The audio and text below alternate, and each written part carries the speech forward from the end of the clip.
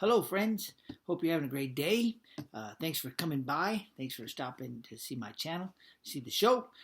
Continuing in our theme of virtues, let me start with one of the big C's, contentment. The Apostle Paul, a person who had suffered horrible mistreatment, my friend and enemy alike, explained contentment this way. He said, godliness with contentment is much gain. For we brought nothing into the world, and we certainly can take nothing out. King David, he said it this way in Psalms 37:16, the little that the righteous person has is better than the abundance of many wicked people. And Alfred Nobel, he's a scientist, the man for whom the prize was named, said contentment is the only real wealth. Now, let me be clear. Contentment is not a matter of zeros in the bank account. Consider the following as evidence. Paul, he knew a lot about being with little, but he also knew a lot about having an abundance and abounding.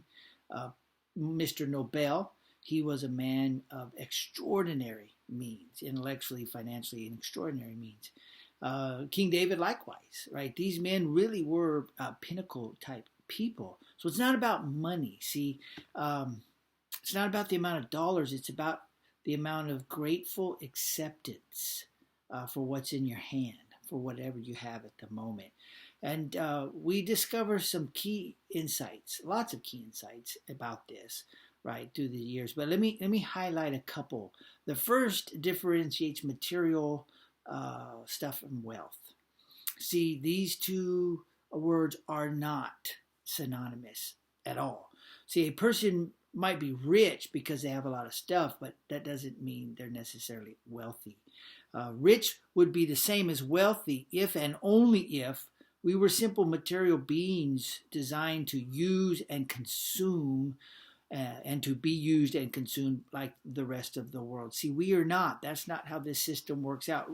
Material is not the pinnacle of things in the world. And so we have to look beyond material things for a full-orbed wealth. We have to look to things like spirituality and relationship and purpose.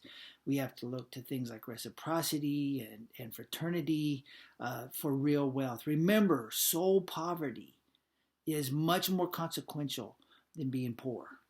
And then the second key insight of this relates to one's ability to make do, make better.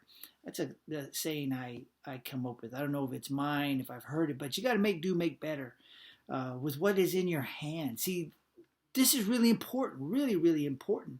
It's a way of life that uses whatever is available to make something great. And it's codified in phrases like, I can work with this, we can make this work, this will be okay, it's this enough thing. All the military services have something like this. We call it adapt, improvise, and overcome. It's an approach to life. And see, this approach to life is rooted in contentment, this grateful acceptance of what you have in your hand. Contentment keeps us from being paralyzed by ingratitude and selfishness.